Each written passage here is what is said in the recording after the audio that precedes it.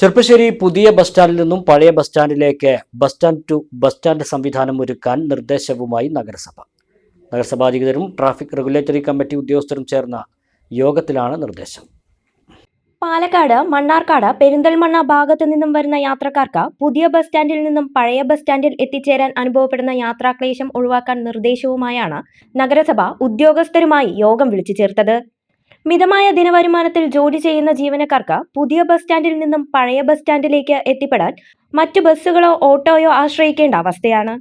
പഴയ bus stand പരിസരത്തെ വ്യാപാരികളും വ്യാപാരം കുറഞ്ഞ അവസ്ഥയിലാണ്. ഇതിന് പരിഹാരമാവും വിധം പട്ടാമ്പി, വല്ലപ്പുഴ ബസ്സുകളിൽ യാത്രക്കാരിൽ നിന്നും ബസ് ചാർജ് ഈടാക്കാതെ പഴയ ബസ് സ്റ്റാൻഡിലേക്ക് എത്തിപ്പെടാനുള്ള bus stand to bus stand സംവിധാനത്തിനായി ബസ് ഉടമകളുമായി ചർച്ച നടത്തും.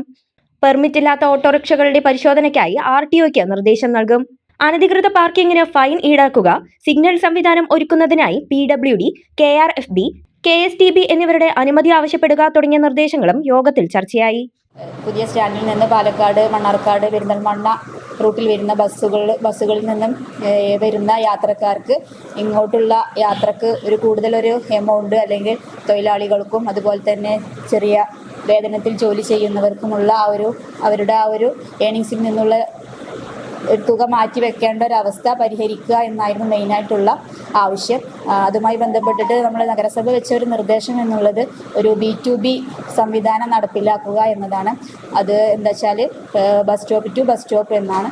അത് പാലക്കാട്, മണ്ണാർക്കാട്, പെരിന്തൽമണ്ണ ഭാഗത്തു നിന്നുള്ള ബസ്സിൽ ഇറങ്ങുന്ന യാത്രക്കാർ പട്ടാമ്പി, വല്ലപ്പുഴ ഭാഗത്തേക്ക് വരുന്ന ബസ്സിൽ കയറി പഴയ ബസ് സ്റ്റാൻഡിൽ വന്നിറങ്ങുന്നതിന് ചാർജ് എടുക്കേണ്ടതില്ല. അപ്പോൾ അതാണ് അതിൻ്റെ ഒരു മീനിങ്. B2B എന്ന സംവിധാനം. പെർമിറ്റ് ഇല്ലാത്ത ഓട്ടോകളെ പരിധിവരെ ഒഴിവാക്കുക, അതോടൊപ്പം ഒരു ഓട്ടോ ചാർജിൽ ഒരു ഏകീകരണം വരുത്തുക, സുഗമമായിട്ടുള്ള നടത്തിപ്പിന് എല്ലാവരുടെയും സഹകരണം പിന്തുണ അത്യാവശ്യമാണ്. അപ്പോൾ എല്ലാവരും കൂട്ടിയോജിപ്പിച്ചിട്ട് സുഗമമായി കൊണ്ടുപോകുക എന്നാണ് ഇന്നത്തെ ഒരു ചർച്ചയുടെ.